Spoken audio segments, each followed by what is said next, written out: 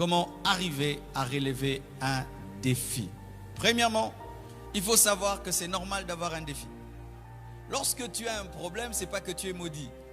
Les rois ont des problèmes, les présidents ont des problèmes, les ministres ont des problèmes. Tout le monde a un problème. Tu n'es pas le seul à avoir un défi, tout le monde. Et la vie est faite de défis. Le jour qu'il n'y a plus de défis, la vie cesse d'être la vie. Tu nais, tu as un défi, tu dois téter. Après, tu dois grandir, marcher. Et puis, tu dois parler. Et puis, un défi, tu dois aller à l'école maternelle. Après, primaire. Après, secondaire. Et puis, humanité. Et puis, il faut que tu aies ton graduat. Et puis, ta licence. Et puis, spécialisation. Et puis, tu dois trouver un travail. Et puis, tu dois te marier. Et si tu te maries, il faut que tu aies des enfants. Et puis, il faut que ces enfants aussi se marient. Et puis, que ces enfants aussi aient des enfants. Et puis. Avoir des problèmes, c'est normal.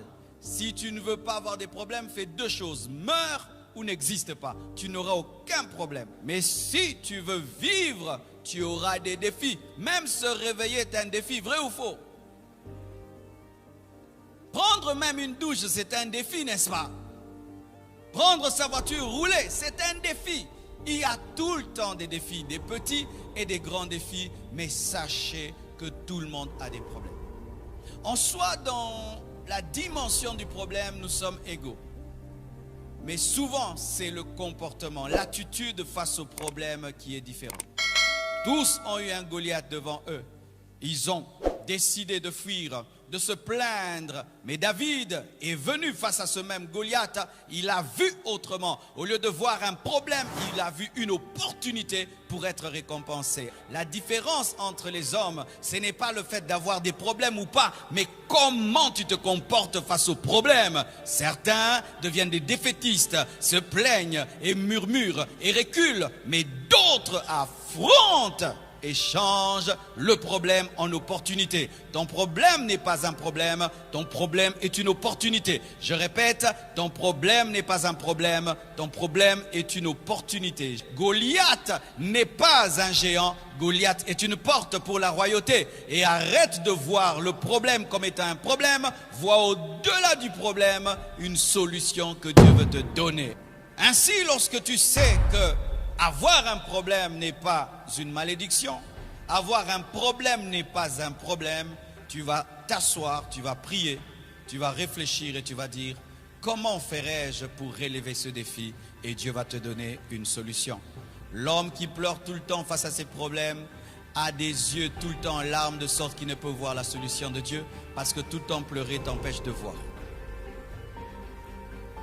L'homme qui pleure tout le temps quand il a des problèmes, l'homme qui se plaint tout le temps quand il a des défis, devient aveugle. Il est aveuglé par ses larmes, de sorte qu'il ne peut voir la solution de Dieu. Lorsque tu vois Goliath et tu pleures, tu ne vas pas voir qu'il peut mourir avec une pierre. Arrête de dire que tu es maudit. Arrête de croire que tu es le seul à avoir des problèmes. Tout le monde a des problèmes. Tu n'aimes pas apprendre, mais tu dis que tu as une grande destinée. Même un couteau, avant de l'utiliser, il faut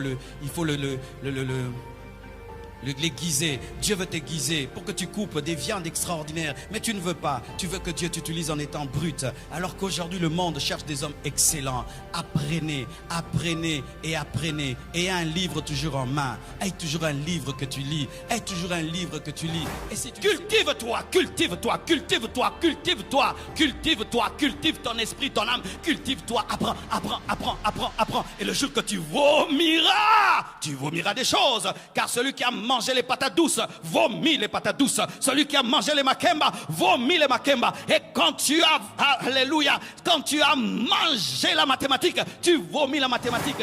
Accepte d'être formé. Accepte d'être taillé. Accepte d'être formé. Quelle formation tu as? Quelle formation? Si même tu n'as pas de licence, mais tu étais formé par qui? Dans quel domaine?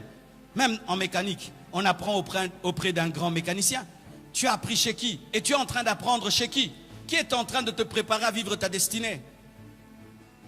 Isaïe était en train de préparer son fils à devenir roi en lui donnant les brebis.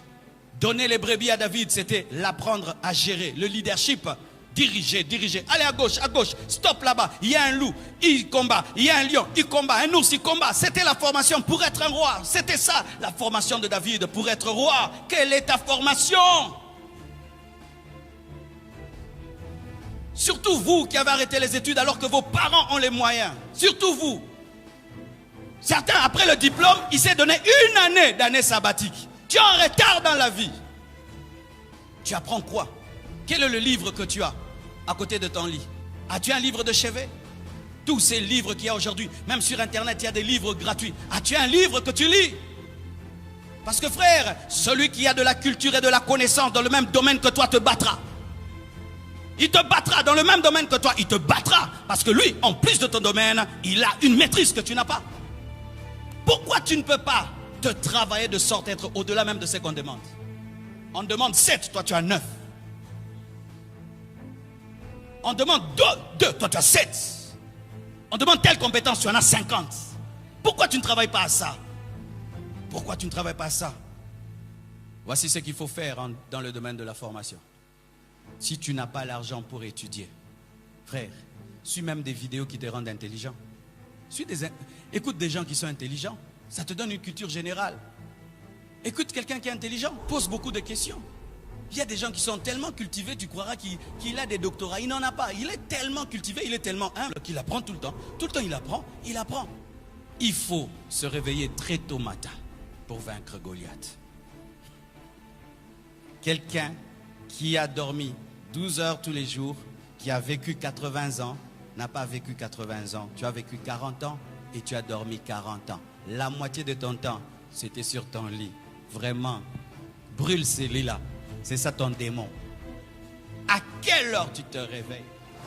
Un jour, on pose une question à Kobe Bryant. Quel est le secret? Il dit, si l'entraînement commence à 6 heures, moi je commence à m'entraîner à 4 heures.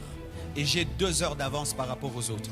Et lorsque les autres viendront, ils vont être en retard. Ce qui fait que après des années, j'aurai des années d'avance. Et comme ils seront toujours en retard, je serai le meilleur basketteur. Le temps. Lorsque tu te réveilles à 12 heures et qu'un autre s'est réveillé à 4 heures, mon frère, il a 8 heures d'avance par rapport à toi. 8 heures. 8 heures. Et tu sais, en 8 heures, quelqu'un peut écrire un livre. Tu sais, en 8 heures, quelqu'un peut faire 8 affaires. Pendant que tu dors, il y a des gens qui ont déjà pris leur café. Ils se sont déjà habillés. Ils sont déjà sortis. Ils ont commencé déjà à travailler. Ils ont déjà commencé à faire entrer de l'argent. Et ils ont commencé un autre business, un autre, pendant que toi tu dors. Et pendant que tu te laves et tu es en train de déjeuner, lui, il est en train maintenant de clôturer sa journée. Il finit sa journée plus reposé que toi qui t'es réveillé à 12 heures. Pourquoi? Se réveiller tôt fait partie du succès. C'est que l'homme qui est capable de se réveiller tôt a la capacité de se priver d'une chose qu'il aime. Parmi les plaisirs que nous avons sur cette terre, manger, tout le reste, il y a aussi dormir. C'est pourquoi la plupart d'entre nous, lorsque nous dormons, nous ressemblons à des bébés. Parce qu'il y a un bonheur d'en dormir, n'est-ce pas? N'est-ce pas?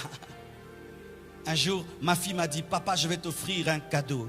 J'ai dit, quoi ma fille? Le sommeil, parce que tu travailles beaucoup. Oui. C'est un bonheur que de dormir. Mais alors tu es dans ce bonheur-là. Tu es en train de rêver et tu es dans ton lit douillet. Faites attention au lit douillet. Hein? Tu es dedans là, bien climatisé. Mais 4 heures sonnent. Tu sors de ce lit. Tu sors de cette climatisation. Tu sors. Tu es un homme. Tu as de la volonté. Tu as de la discipline. Quand tu vois un homme qui est toujours ponctuel et toujours très tôt, ce n'est pas seulement la ponctualité, il est discipliné dans plusieurs choses. Et même en matière de nourriture, parce qu'être à temps aussi t'emmène à manger peu. Quelle est ta capacité devant le sommeil? Quelle est ta capacité devant ton lit? As-tu la capacité de sortir de ton lit quand tu veux? Ou c'est ton lit qui te dit tu te réveilles après 2 heures? Tu ne seras jamais grand si ton lit te domine. Jamais tu seras grand si ton lit te domine. Tes travailleurs vont te dominer. Tes travailleurs vont te dominer.